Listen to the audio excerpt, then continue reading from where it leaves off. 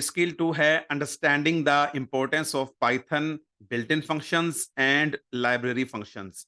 इससे पहले कि हम बाकायदा कमांड्स लिखना शुरू करें, प्रोग्राम्स बनाना शुरू करें पाइथन में, हम पहले डिस्कस कर लेते हैं कि बिल्ट इन फंक्शंस क्या होते हैं, लाइब्रेरी फंक्शंस क्या होते हैं और उनकी पाइथन में इंपॉर्टेंस क्या है।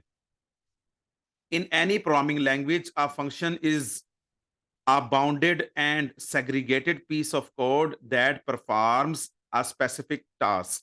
ना सिर्फ पाइथन में बल्कि दीगर प्रोग्रामिंग लैंग्वेजेस में भी फंक्शन एक अलग पीस ऑफ कोड होता है जो कि एक स्पेसिफिक टास्क परफॉर्म करने के लिए लिखा जाता है।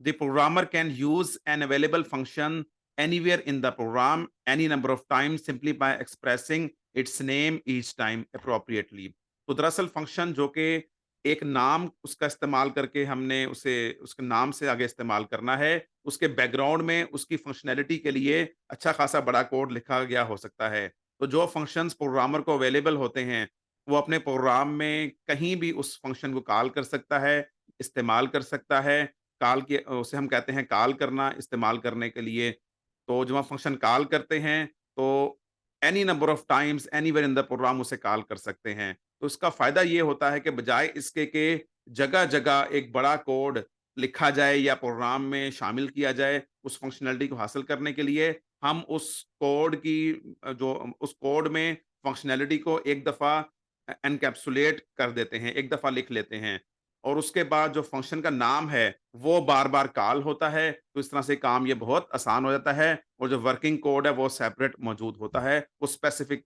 टास्क के लिए जो कि हमने अपने प्रोग्राम में शामिल करनी होती है।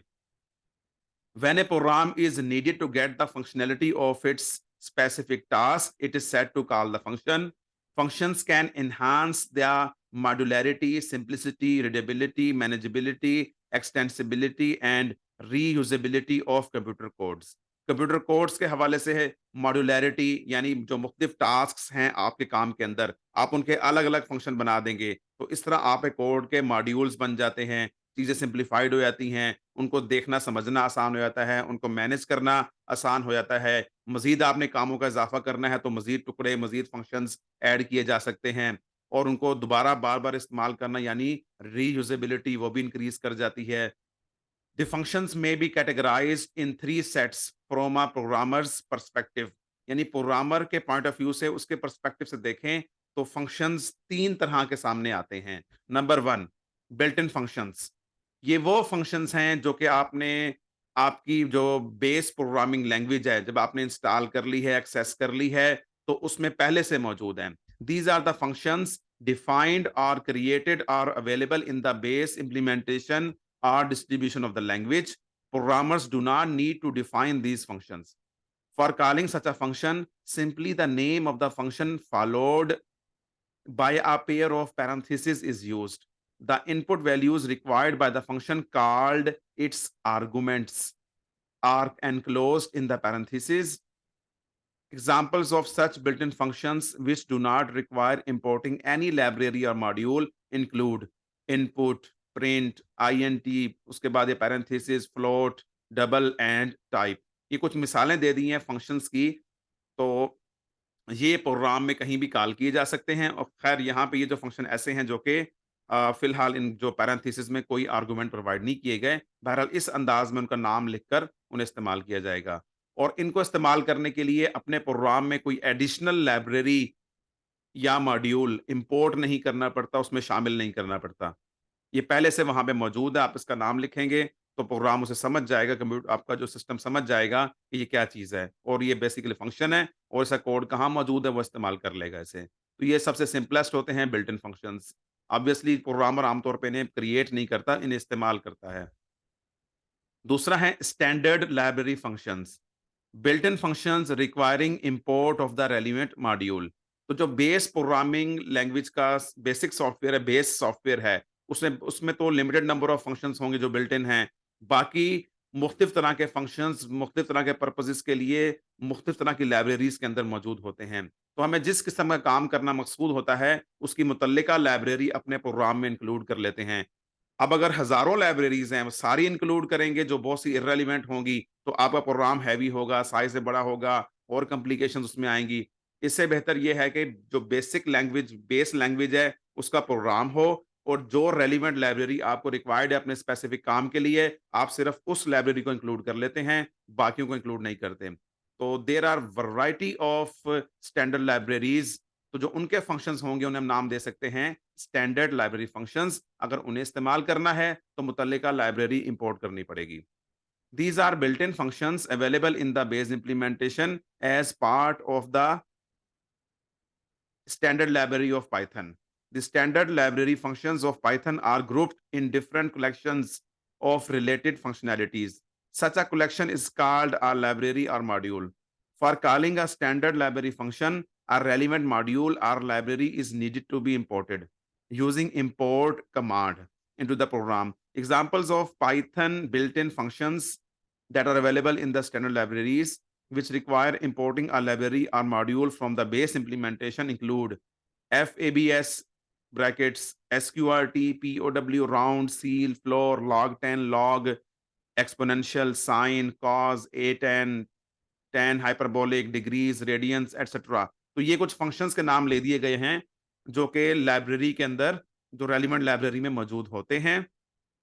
ताहम ये जो बेस इम्प्लीमेंटेशन आपने इंस्टॉल की होती है उसके साथ ही मौजूद होते हैं, लेकिन प्रोग्राम में बहरहाल इन मुतल्लिका लाइब्रेरी को इंपोर्ट करना पड़ेगा। अब वो कैसे इंपोर्ट करते हैं ये हम आगे देखेंगे। When a module or library is imported into the program, then the name of the module followed by a period dot यानी dot operator is placed before the name of the function.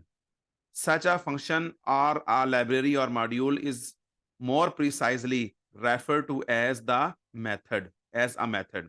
For convenience, the terms function and method are interchangeably used in this text. इस सारे discussion में हम function कहें, method कहें, उससे एक ही मुराद है।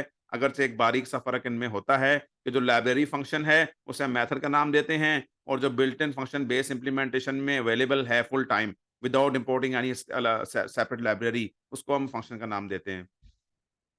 External library functions are methods. These are the third party library functions that are not necessarily available in the Python distribution. यानी पाइथन डिस्ट्रीब्यूशन, ये जो पाइथन का सॉफ्टवेयर आपने प्रोग्रामिंग के लिए इंस्टॉल किया है, कुछ उसमें बिल्ट इन फंक्शन हैं जो कि बेस इम्प्लीमेंटेशन का हिस्सा हैं।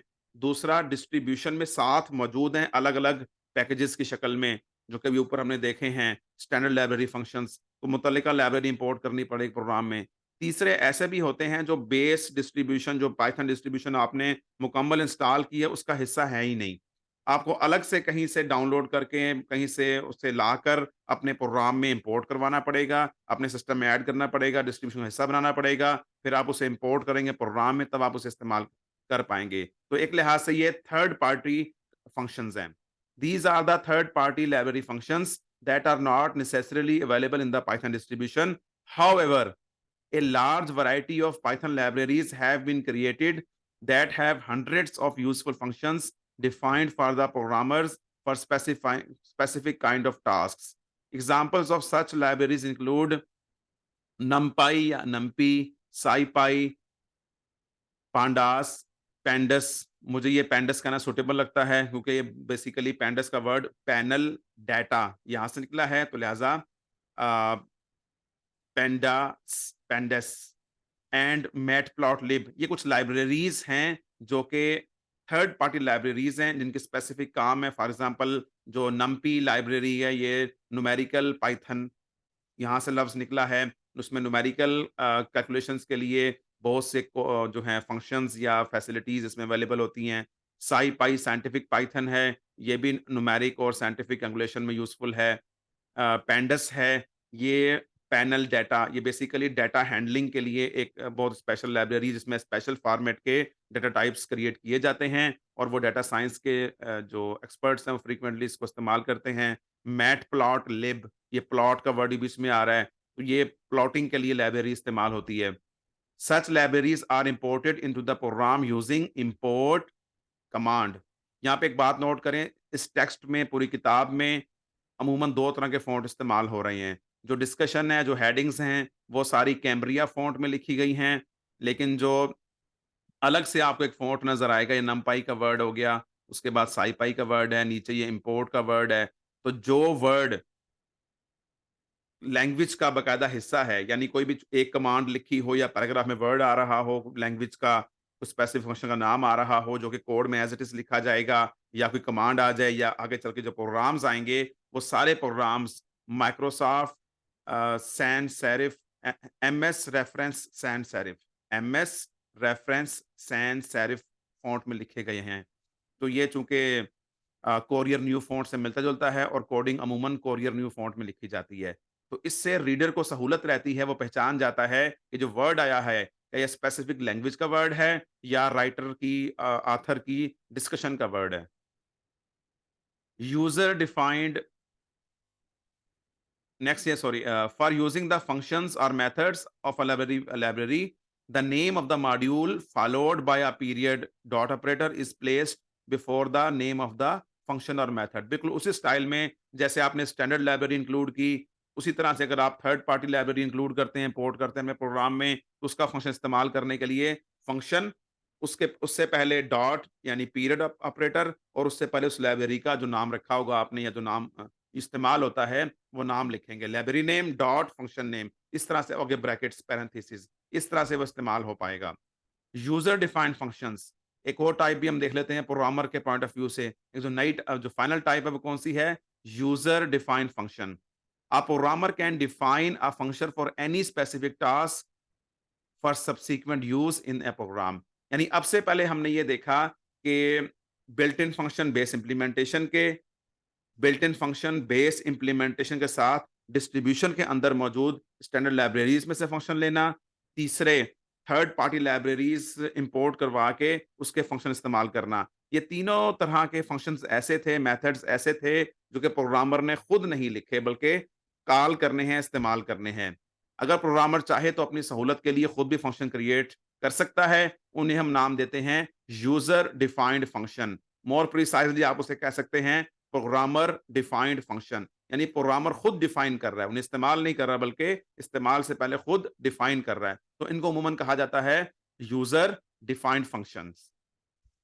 A programmer can define a function for any specific task for subsequent use in a program, कि प्रोग्राम में आगे बार-बार इस्तेमाल करने के लिए, चलें एक बार भी इस्तेमाल करने के लिए प्रोग्रामर चाहे तो अपना फंक्शन खुद से डिफाइन कर सकता है, उसका कोड खुद से लिख सकता है। Later in this textbook, a dedicated chapter would train how to define functions. In case of object-oriented programming, the functions are defined as part of a class and are referred to as methods and can be called through an object of the relevant class using the period dot operator. In fact, it is an speciality of Python that the programmers around the world have created so many useful libraries for various tasks of various fields of science and engineering, especially for machine learning and data science tasks that